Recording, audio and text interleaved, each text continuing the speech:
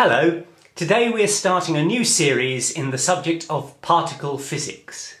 We're going to begin in the early 1900s when the Rutherford model of the atom was gaining prominence. The atom was no longer regarded as a single indivisible thing. Instead, it was known that the atom consisted of a central nucleus which consisted of protons.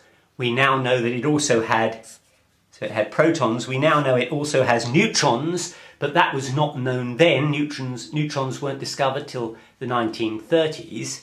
So a central nucleus of positively charged protons and orbiting electrons that orbit rather like the solar system, just as the Earth goes round the sun, so electrons go round the nucleus. This is not drawn to scale. The nucleus is very much smaller than the atom. If an atom were magnified to the size of an average room, then the nucleus would be no more than a grain of rice in the middle. So there's lots of space in the atom. The atom is broadly empty except for a heavy nucleus and orbiting electrons. There are two fundamental problems with this model. The first is, if the nucleus consists of lots of positively charged protons, how can it be stable? Because positive charges repel, that's the old adage. Like charges repel, unlike charges attract. So if like charges repel, all these positively charged protons should be pushing one another apart and the whole nucleus should simply self-destruct. But that clearly doesn't happen. And the solution to that, which we'll be coming on to much later, is that there must be a force which holds those protons together, and that force must be greater than the force that's trying to drive them apart. And that, of course, is going to be the strong nuclear force. But that nuclear force can only operate within the confines of the nucleus, because we don't notice it operating generally. The second problem with this model is this orbiting electron, because if it's orbiting, then it's accelerating. It may not be changing its orbital speed, but it is certainly changing direction, and that amounts to acceleration. And we know that an accelerating charged particle gives off radiation. And if a charged particle gives off radiation, it loses energy. And so if this electron is losing energy, the only thing it can do is to go into a smaller orbit. So essentially what it does is it keeps spiraling, because it's constantly losing energy, until it spirals into the nucleus, where of course it just annihilates and the atom self-destructs. And that would all happen in 10 to the minus 14 of a second, 100 million millionth of a second. And therefore there would be no atoms. Well, there clearly are, so there's obviously something seriously wrong with this model on two counts. How can we explain it? Well, let's go to Einstein, who also in the 1900s was pondering the what's called photoelectric effect. If you take a metal and shine light onto it, usually that light has to be in the ultraviolet region, what you will find is that electrons emerge from the metal with varying degrees of kinetic energy, which you can measure. And if you plot a graph of the kinetic energy, maximum kinetic energy, so we call that kinetic energy max, against the frequency of the radiation, what you find is that for a certain amount of frequency you get no electrons at all, but then from that point on, as the frequency increases, so the kinetic energy, or the maximum kinetic energy of the emerging electrons increases, and the slope of this graph is h, Planck's constant. And you can see that the equation of that line is that the energy is equal to hf plus a constant, which we'll forget about for the moment, because that's not important. The key thing is that for a certain amount of frequency, including visible light, you get no electrons at all. But when the frequency increases to a level, and this is usually in the ultraviolet region, it gets to a certain threshold frequency after which electrons emerge with ever increasing kinetic energy as the frequency itself increases. And Einstein's explanation for that was this, that the Rutherford model clearly indicates that the electron is bound to the atom. By that we mean that the electron has a Coulomb charge, or sorry, a Coulomb force acting between the nucleus and the electron. And because they're opposite charges, that is an attractive force. So the force is pulling the electron in. If you like, it is binding the electron to the nucleus. Consequently, you can represent that as what's called a potential well. That is to say that the electron is sitting in the atom at the bottom of a potential well whose size is phi. That is called the work function or the binding energy. It is the energy which holds the electron in the atom. Essentially what it means is if you want to get that electron out of the atom, you have got to give it this much energy to kick it out. What Einstein said is that this light that you're shining, which everybody has so far thought was a wave, radiation, is actually made up of little packets of energy.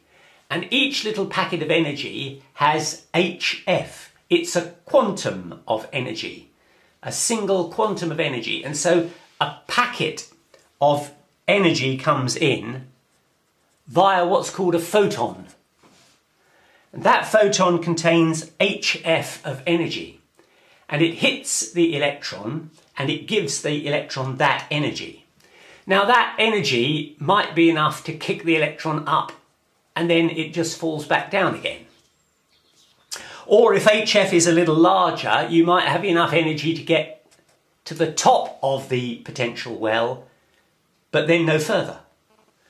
But if you give it enough energy, if HF is sufficiently large, you can get right out of the potential well, and you can have some spare energy, which will be in the form of kinetic energy as well.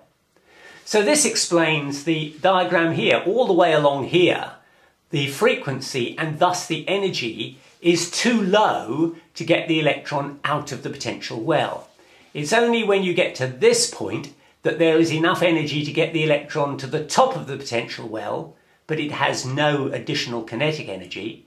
And thereafter, there is enough energy to get the electron out of the well and give it some residual kinetic energy as well.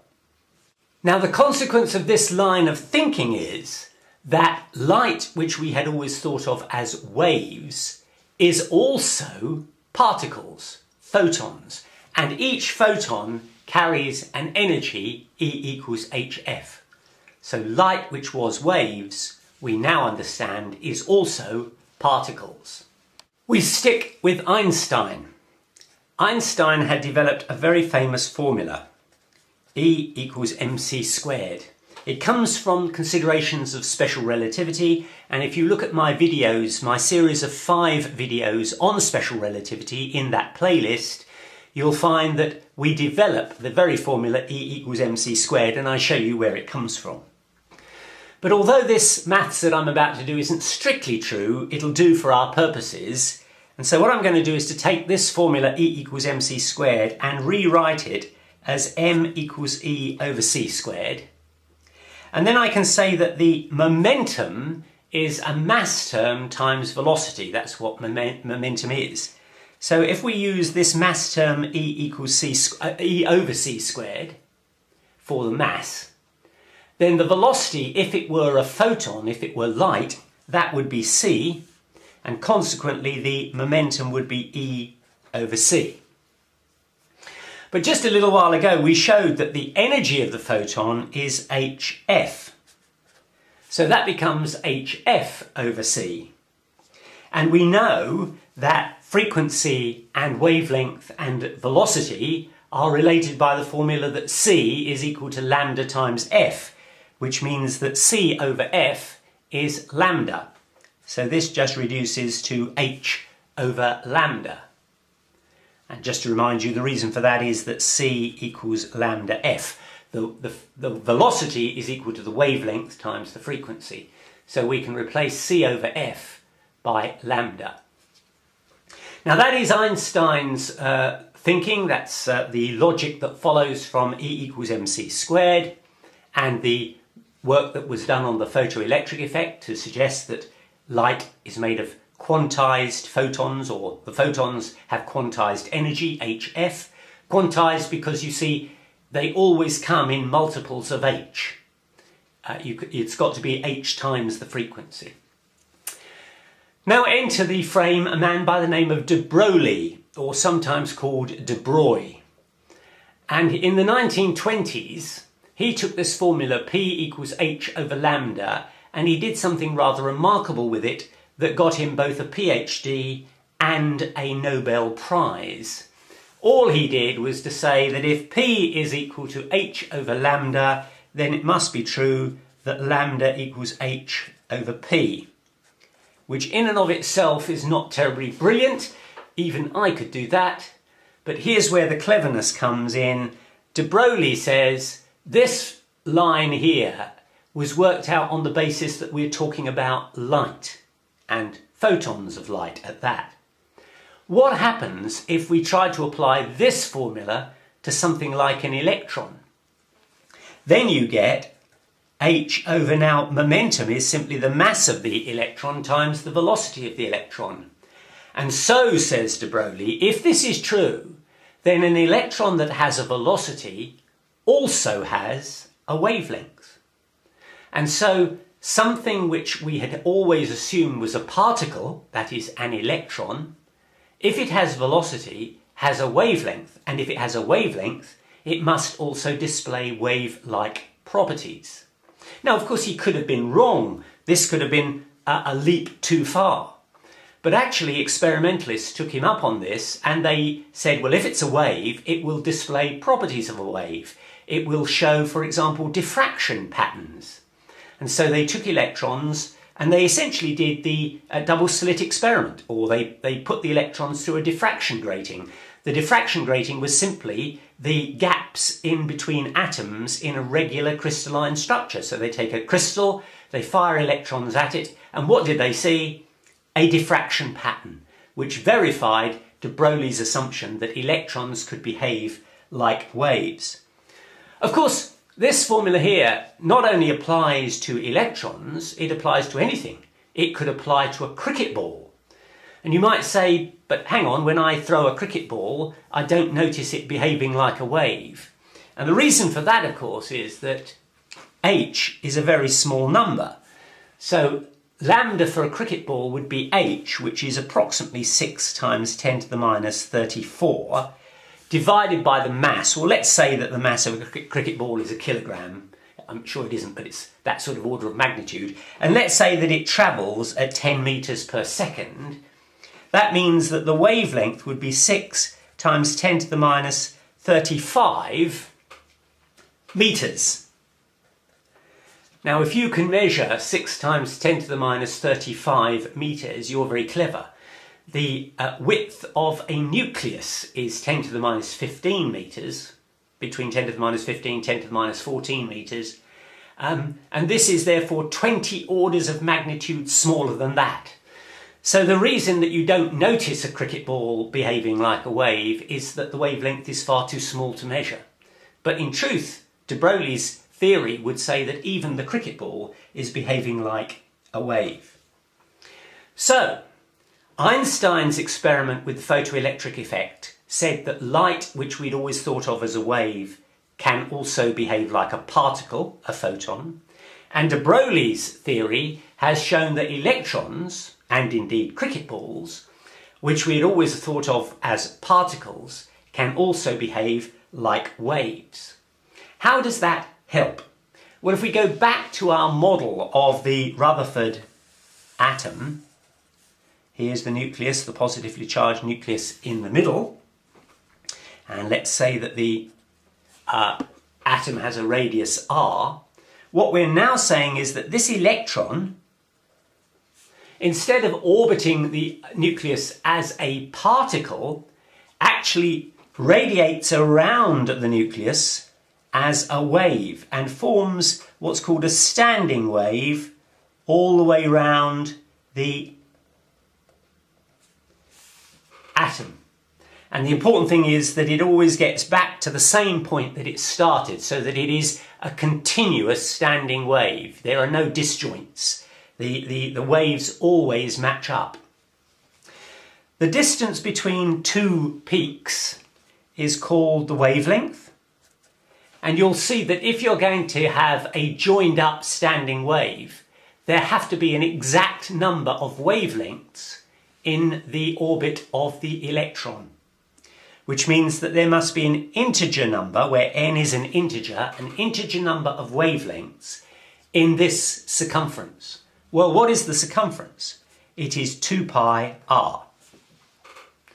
So n, where n is an integer, times lambda, there is an integer number of wavelengths in the circumference.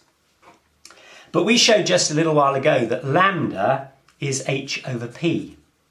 So we can substitute lambda in here, and that gives us that nh over p is equal to 2 pi r. And if you rearrange that equation, you find that pr is equal to nh over 2 pi, which can also be written nh bar, where h bar is called Planck's reduced constant. It's h over 2 pi. You could also, of course, write that p is equal to nh bar over r. Now, what is PR? PR is angular momentum. What is P? P is momentum. And what does this tell us? That angular momentum comes in integer values of h bar. P, the momentum, comes in integer values of h bar over r. In other words, angular momentum and momentum are both quantized. They come in units of h bar. You can't just have any old angular momentum. You have to have it in units of h bar. Similarly for momentum, not just anything goes. There are discrete values which are permissible. Now, if we're going to start thinking of an electron not just as a particle, but also as a wave, then we need to describe the electron in terms of a wave rather than a particle. And in my video on waves, I showed that you can describe a wave in this form: e to the I kx minus omega t. And that is one and the same thing as the cosine of kx minus omega t plus I sine kx minus omega t. That's a kind of an identity, and the two are equivalent.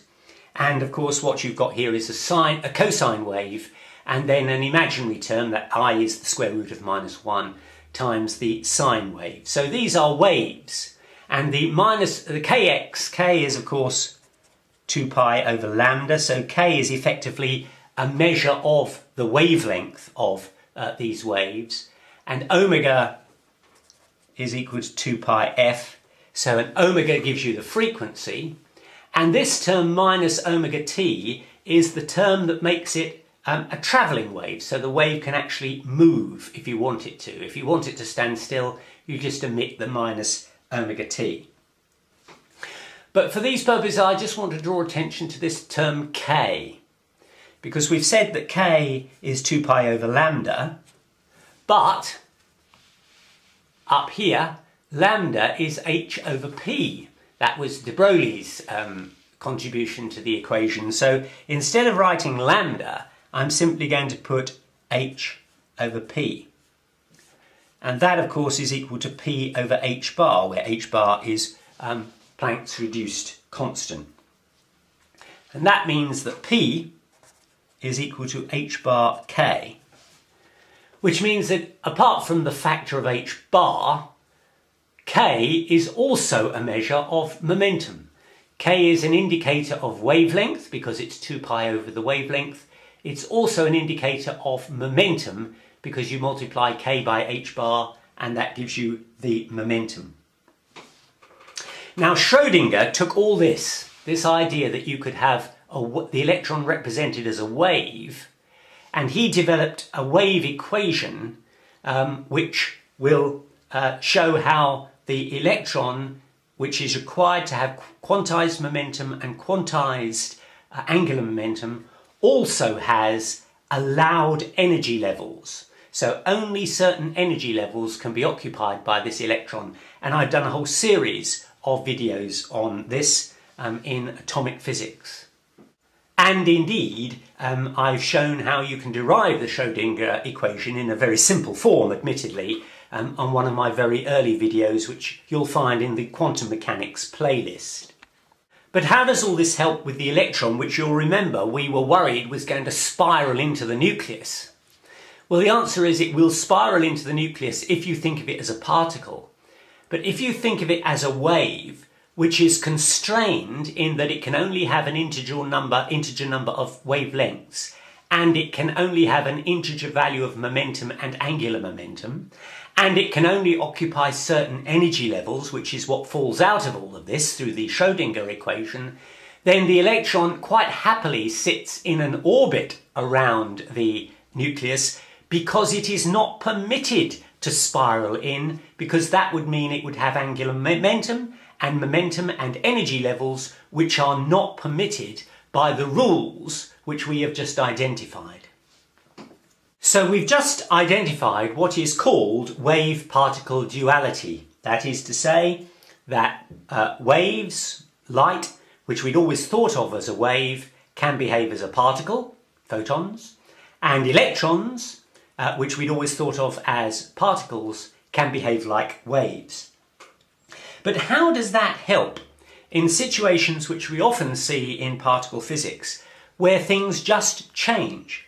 For example, inside the sun, protons are converted into neutrons plus positrons plus electron neutrinos.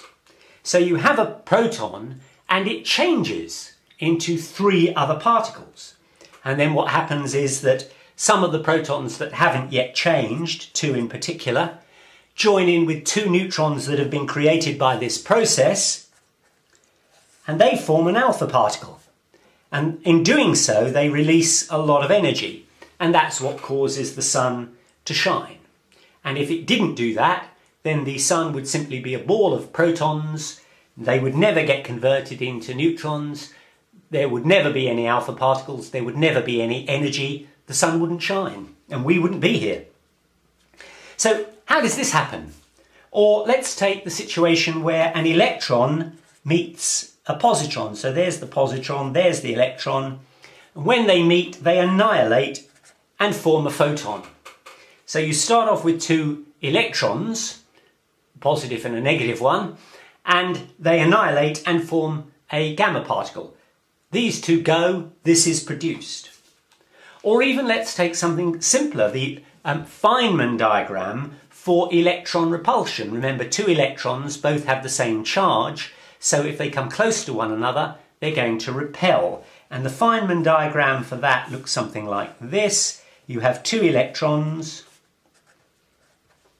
and they are repelled from one another, and what we say is that there is a virtual particle called a photon, and that photon we call is a gauge boson. It's the force carrier, because the question is, how does this electron here know that this electron is here in order to repel it? They don't have to touch. Indeed, the Coulomb force is infinite. It just gets weaker the further you go away. But certainly within a metre or so, there'll be a substantial force that will push the 2 apart. But how do they know that they're there? How does one know that the other is there? And the answer is that there is a virtual photon which communicates the force between the 2, and that's represented by this Feynman diagram. But how does that work? How does this virtual photon suddenly appear? Or let's take what goes on in the Large Hadron Collider, where 2 protons are smashed together. And when they get smashed together, all sorts of things are produced. Now, some people have used the analogy that this is rather like taking 2 watches and smashing them together so that they break apart, and then you look and see what was inside the watch. That is not a good analogy, because all these particles that are produced when the 2 protons collide at almost the speed of light, 99.9999999% of the speed of light, the particles that produced are not particles that were hidden inside the protons. It's not as though you split the proton open and find out what's inside. These are particles which are produced out of nothing as a consequence of these two protons smashing together. They weren't ever inside the proton, they are just produced. How does this happen? And for that we need to look to quantum field theory. Now I must issue at this point a health warning. What I'm about to say is extremely simplified and it's a good deal more complicated than I'm going to paint the picture. But in order to get into quantum field theory, I think it's helpful if we just have a simple picture. You can then go away and look at the videos and read the books that will explain it in much more graphic and more complicated detail. But I hope this will make it a little more accessible. What quantum field theory says is that in fact reality is just a series of fields. So all the way through space there are fields. We might say, no, surely there are solid objects. No, says the quantum field theorist, not true. Absolutely everything is just a field. A field, for example, could be a temperature field. In the room in which you're sitting, every part of the room will have a temperature. So at every point in the room there is a temperature. So that is a temperature field. Now what the quantum field theorists say is that every particle has its own field. So this would be the electron field. And the argument is that if that field is excited, fields, remember, contain energy. Think of an electric field. That's got energy. Think of a ray of light. A ray of light is electromagnetic radiation. That's an oscillating electric and magnetic field. It carries energy. That's the Poynting vector. Everything to do with the electromagnetic radiation is in that series I did recently. So fields carry energy, and if you excite those fields at a particular point and give them excess energy, that manifests itself as a particle.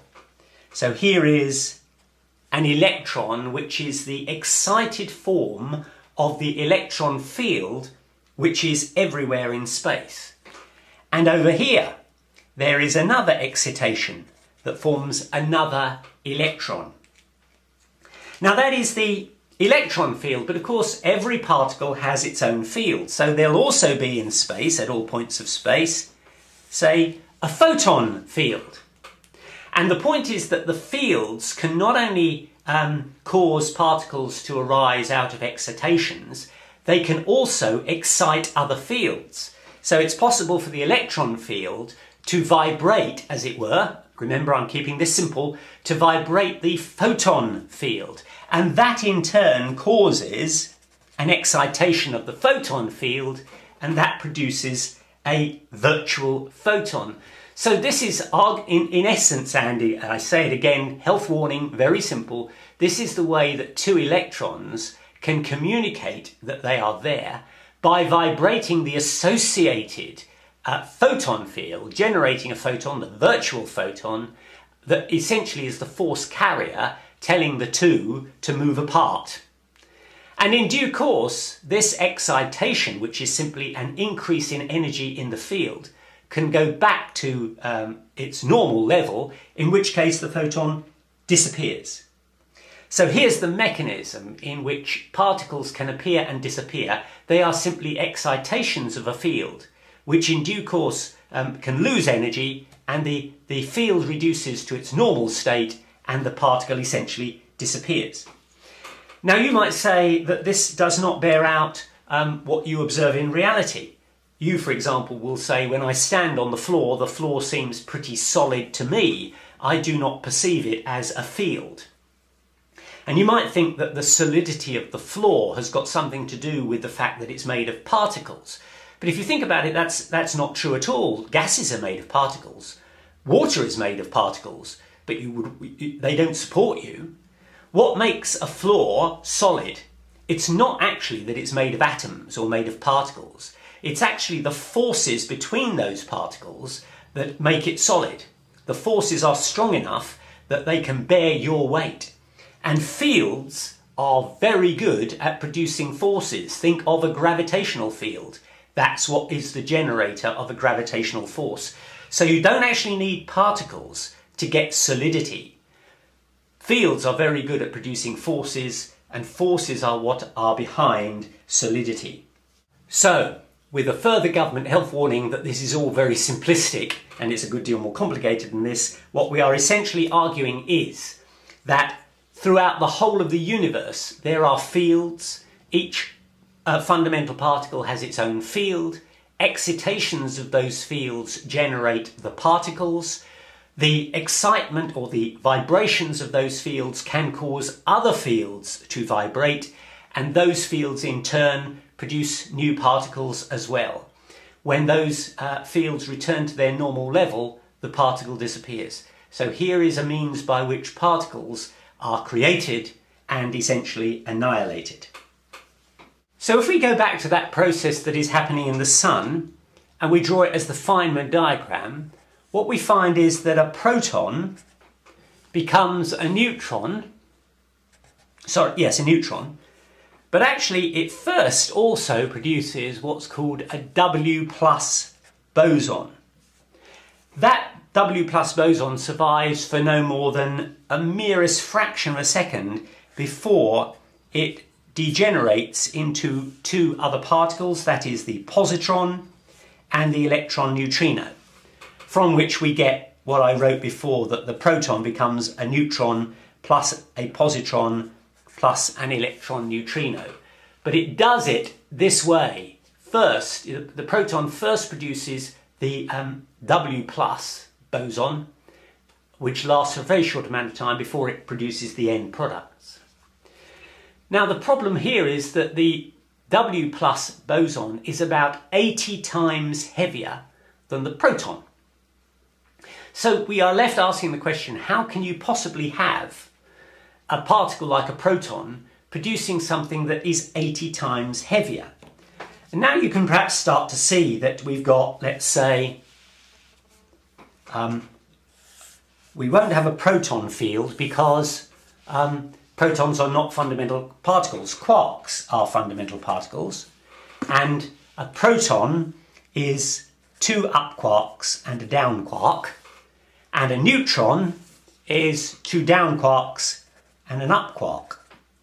So when a proton changes into a neutron, what is actually happening, of course, is that the up quark in the proton changes into a down quark, and then you've got a neutron. So essentially what's happening is you've got the field, which is the quark field, and there will be excitations of that field that actually produce the quarks. And that in turn will cause vibrations in the W field, because the W is a fundamental particle, it's boson, it will have its own field, and there will be excitations in that field that will generate a W boson. And how can that happen, given that the W is so much heavier than the proton? Well, we look here for Heisenberg's uncertainty principle, which is usually written as the uncertainty in position multiplied by the uncertainty in momentum is greater than, is greater than or equal to h bar over 2. Can also be written as the uncertainty in energy times the uncertainty in time is greater than or equal to 2, which means that essentially you can borrow energy from nothing for a very short amount of time, provided you pay it back. And it doesn't matter that the energy wasn't there in the first place. You can, as it were, borrow it on an overdraft and pay it back quickly. So what is happening here is that the W boson is produced through the vibrations of the quark field, but doesn't last very long because it can only borrow that energy for a very short amount of time. But that in turn can oscillate the electron field to produce the positron and, of course, the electron neutrino. They should have, of course, separate fields, but let's not get too complicated. So you've got quarks that are one quark, an up quark, is annihilated and a down quark is produced, all within the quark field. A W boson is produced in the W field, which quickly degenerates because it can't stay for very long because of this equation. A large amount of energy has been borrowed for a very short amount of time. So it can't last for long, but long enough to, as it were, vibrate the electron field and the neutrino field in order to produce these new particles. So in essence, the argument here is that particles are nothing more than the excitation of fields in quantum field theory, which is fine for a theory. The question is, how are we going to represent that mathematically? Well, we have in fact already started out on this path in the series on quantum mechanics concepts. And you really need to look at that series of 7 videos really to get the benefit of this series, because I shall be relying a lot on what we did in that series. But in the 7th of the videos, we looked at what we call the harmonic oscillator. We said that you can take a spring, put a mass m on it, and if we pull that mass down and let go, the spring will oscillate. It's called an oscillator, harmonic oscillator. That will be simple harmonic motion. And if we were to pull the spring down a little bit further and let go, then clearly it's going to oscillate, but over a larger amount. And the energy of these two oscillations will be different, because remember that the total energy is the kinetic energy plus the potential energy. When the mass gets to the bottom of its oscillation, it has no kinetic energy, because that's the point where the mass essentially stops going down and starts going back up again. So momentarily it's stopped, and all its energy is potential energy, and the potential energy is given as a function of the distance between the mean position and the point at which it stops and starts going back again.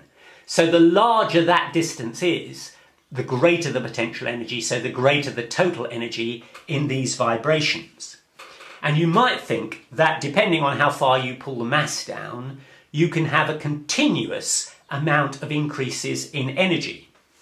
But what we actually showed was that for, well, let's leave it here, for the quantum oscillator, once you get down to atomic levels, we showed that the basic or ground state of oscillation carried an energy of half h bar omega, and that if you increase that energy, you had to do so in units of h bar omega. So it's not continuous, it's quantized again. Every energy, as you, as it were, increase the distance that the mass oscillates, even though we don't notice this classically, but at quantum levels you would notice it, that there are only allowed values of energy, and they go up in units of h bar omega.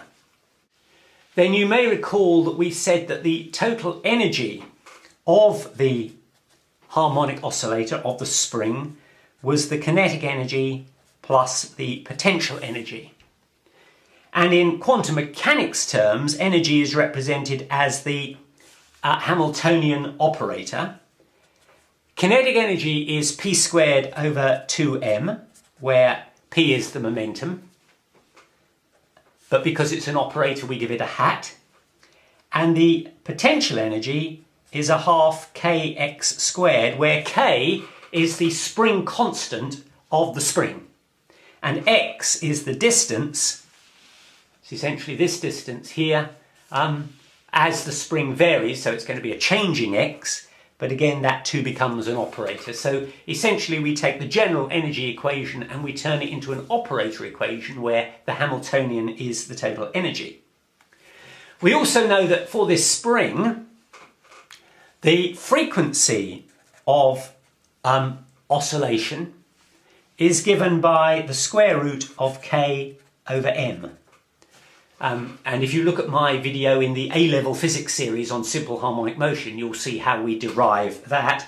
And if we square both sides, that will give you that omega squared is k over m, which means that k is just going to be omega squared times m, and we can substitute that in this formula here. So now we get that h is equal to p squared over 2m, I'll leave the hats off just for the moment, plus a half, and now instead of k I'm just going to put omega squared m times x squared.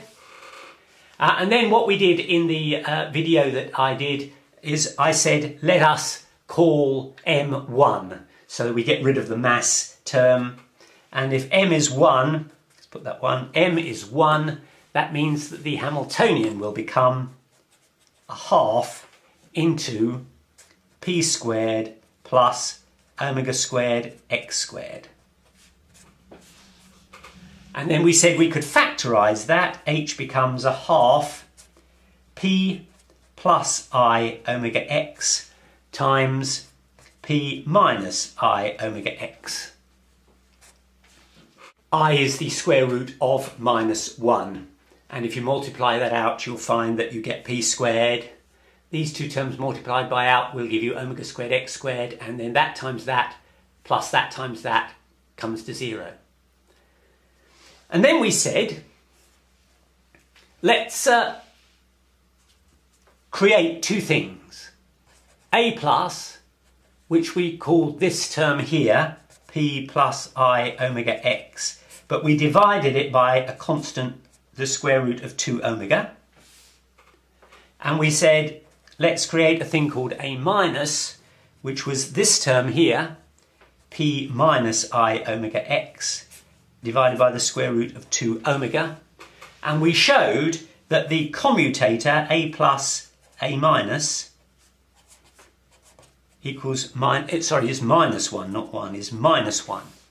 Commutators, just to remind you, are a plus comma a minus in square brackets is simply a shorthand version for a plus a minus minus a minus a plus. If those were just plain numbers, they would always equal 0. 3 times 2 minus 2 times 3 would always equal 0. But these are not numbers, these are operators. And operators do not necessarily commute. That is to say that the commutator does not always equal 0. And in this case it wasn't. The commutator equals minus 1. And the reason we put the square root of 2 omega here is to get it to minus 1. If you just do the commutator of these terms, you get I think 2 omega. And that's the reason why we divide by the square root of 2 omega, so that when you do the commutator, you get minus 1. And what did we find these two operators, a plus and a minus, did? Well, you'll remember that we said that the energy levels of the harmonic oscillator increased in units of h bar omega. You just couldn't have any old energies. You had to go up in steps. And what we found was that A plus took the basic level of the harmonic oscillator and increased the energy by 1 notch. And if you did it again, A plus would push it up another notch. By contrast, we said that if you took A minus on the basic level of the harmonic oscillator, you got to 0, which we will represent as a state 0. It means the vacuum. There is now no energy. There's nothing, it's a vacuum. And so I'm going to make the jump and speculate that what we've identified here are two operators, A plus and A minus. What A plus does is that if you've already got an energy, then A plus will take you up to the next energy level. Or if you have no energy at all, if you have the vacuum, A plus will take the vacuum and convert it into an oscillation at the lowest energy level. By contrast, A minus will always take you down 1 energy level, and if you're at the bottom energy level, A minus will take you back down to the vacuum state. So these are creation and annihilation operators, in the sense that if you've got nothing, A plus will create you an energy, and A minus will take the lowest energy and take you back to the vacuum. And they are also ladder operators, in the sense that if you have got an energy, A plus will move you up an energy level, and A minus will move you down an energy level. And now I'm going to relate this to the fields that we spoke about earlier. The vacuum is just the field. A plus comes along and acts on the field and produces a particle at the lowest energy level. And further applications of A+ will increase the energy of that particle and put it into a higher energy level state. A-, on the other hand, will reduce energy levels, or if you are at the basic energy level, it will annihilate the particle and take you back to the basic field. That is how I'm going to link the creation and annihilation operators with the idea of a field whose excitation, i.e. application of A+, produces a particle. And where you annihilate that particle, you apply A-. So let's assign energy levels.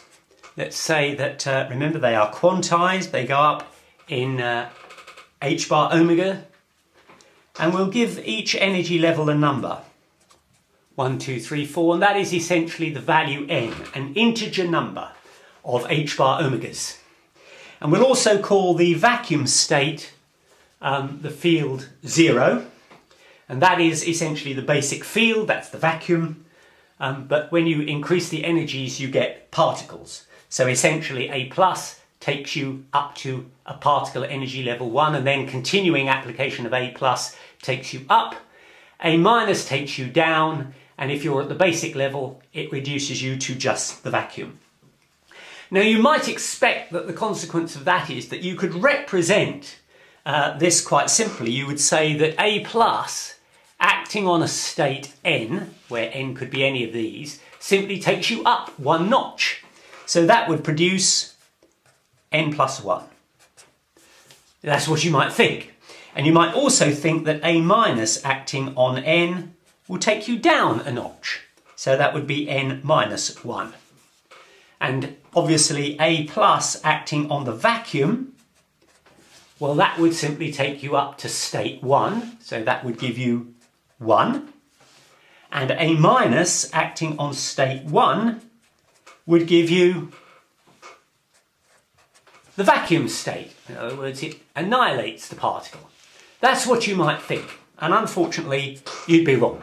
Because you'll remember that we had shown in the video on the harmonic oscillator that the commutator, which I described earlier, A plus A- equals -1.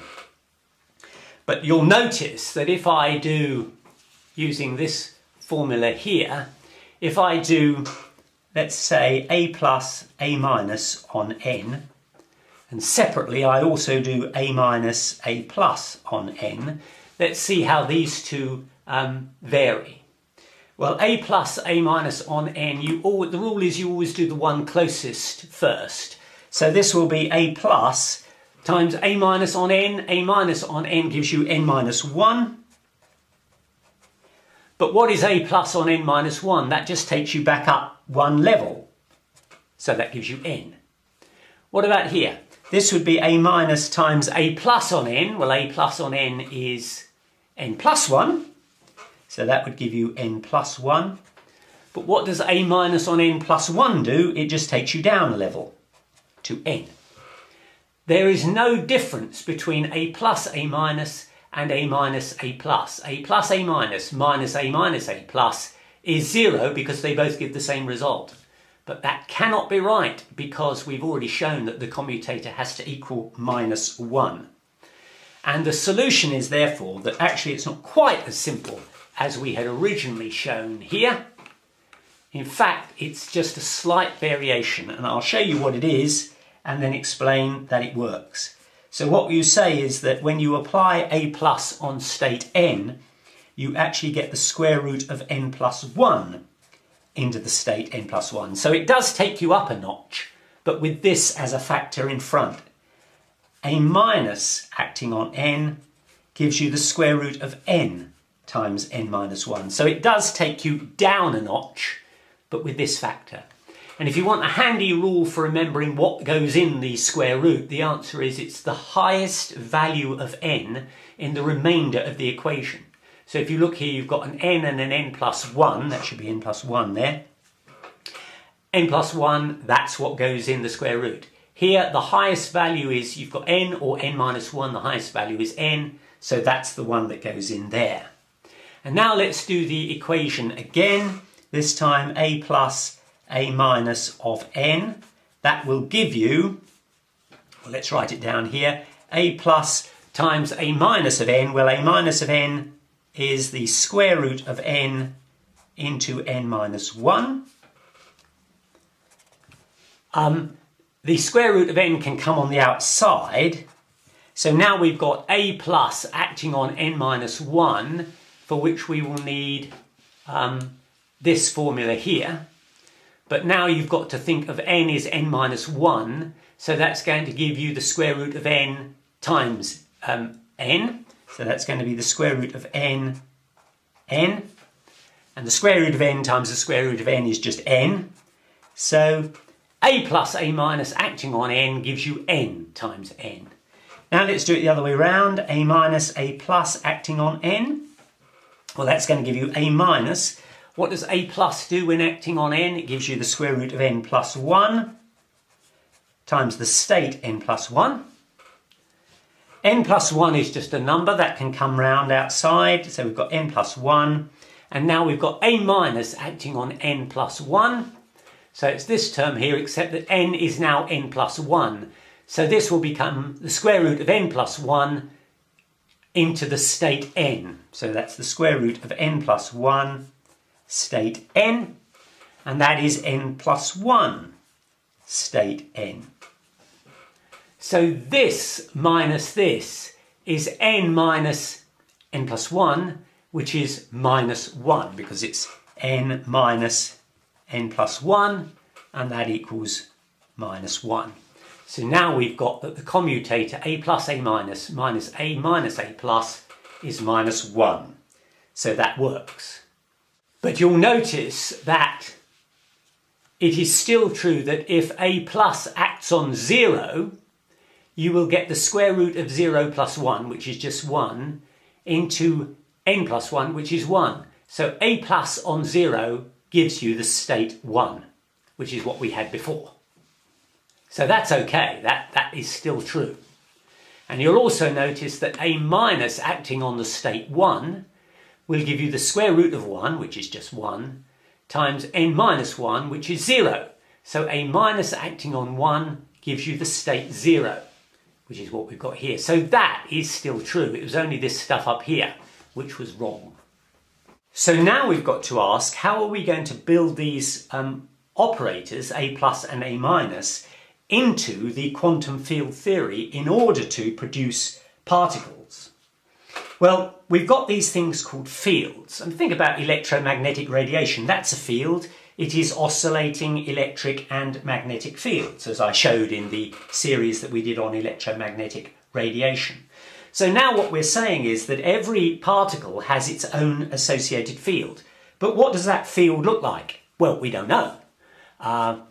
What we do know is that waves are regular. That is to say, there is a frequency, there is a wavelength. This is the wavelength, and they pass by a certain number of cycles per second.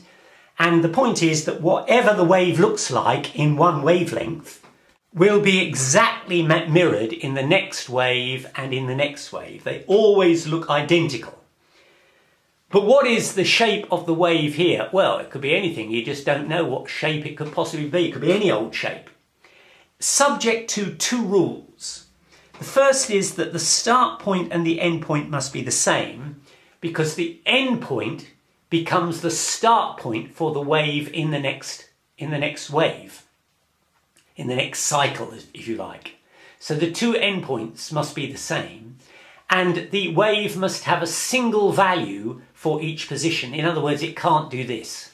It can't have more than one value for any given position. But subject to that, it could have any shape you like, this field. Fourier came along, and he is responsible for what's called Fourier analysis. And what he said was that you give me any field you like, as long as it has the requirements that we set out before, that the start point and the end point are the same, and that it is regular. So if that is one wave, then it is repeated exactly in the next cycle. I can produce that wave for you, whatever shape you like, even a square wave, by a combination of, or a superposition of, sine waves or cosine waves. The only difference is they will have different amplitudes and they will have different wavelengths. So I might have very small waves, I might have very large waves, but if you add them all up, if you get the right number with the right number of wavelengths and the right number of amplitudes, you can generate any shape wave you like. And the way that is represented is to say that the wave, which is going to become our field, which is generally represented by psi, is the sum of, over k, alpha k, which is the varying amplitudes of the waves, times, we don't use sine and cosine, we actually use the e to the I kx term, which is the combination of cosine plus sine, and k, of course, is a representative of the wave, it is the wave number, it's the representative of the wavelength, because k is 2 pi over lambda. So what essentially is we've got is this is a wave with an amplitude and a wavelength, and the amplitude is associated with that wavelength, and then you just add up loads and loads of these waves, all with different wavelengths, and all with different amplitudes, and that produces any shape field you like. So any field can be represented as a combination of plane waves e to the ix. And of course I can also write the complex conjugate of that wave, which we developed in the series on quantum mechanics concepts, and that will be the sum over k of the complex conjugate of the amplitude times e to the minus ikx. Now it turns out that if you want to convert these into the fields for quantum field theory, that the complex conjugate term becomes psi dagger, i.e. the Hermitian conjugate, because when you're talking about operators, complex conjugates become Hermitian conjugates, and you get the sum over k, but now alpha becomes a plus. The creation operator sits in there, and that will have a value for each value of k times e to the minus ikx. So it's essentially this term, but it's now, instead of complex conjugate, it's the Hermitian conjugate, and instead of the amplitude term here, you have the creation operator. So this is the field operator which creates the particle with wavelength k, but remember we also showed that p equals h bar k, and so that k is a proxy for p, the momentum. So what we're essentially saying is that a plus is creating a particle with momentum related to k, momentum h bar k. H bar is a constant, of course.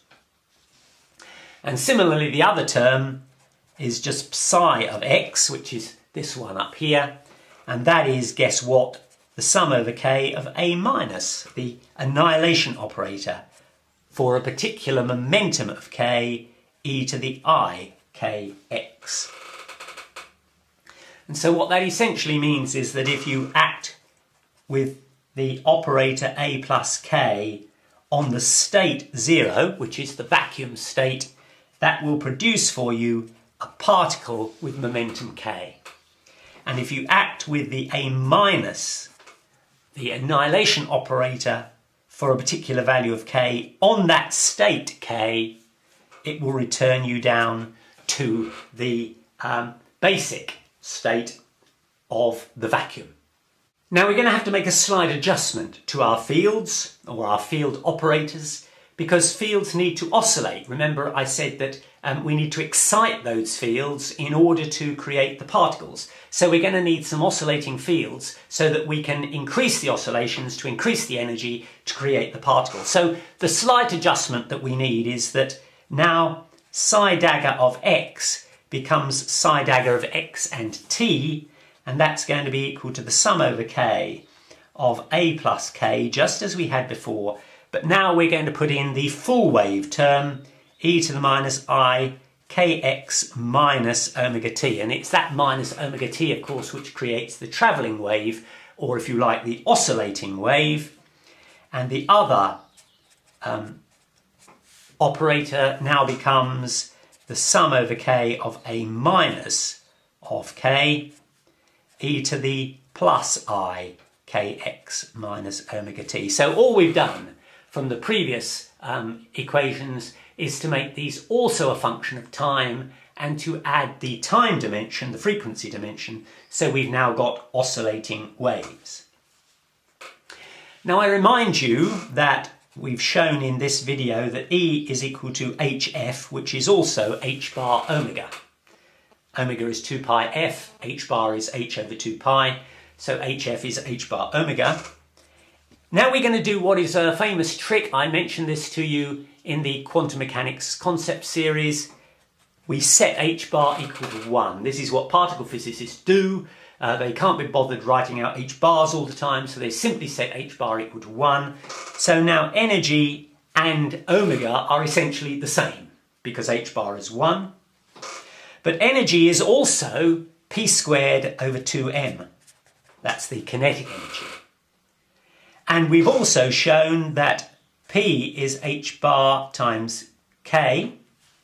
And if h bar is 1, then P is k.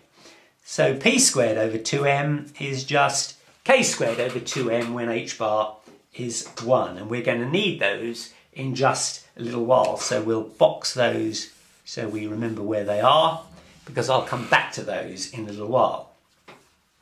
Now what I'm going to do is to take this term here. I could take this one, but we're going to start with this one. And I'm just going to differentiate it with respect to time.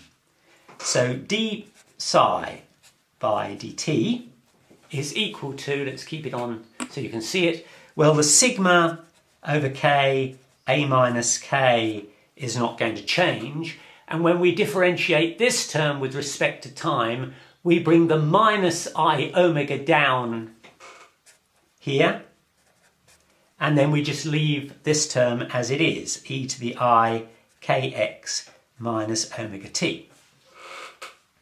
Now let's differentiate this term with respect to x. Let's see if I can keep it in.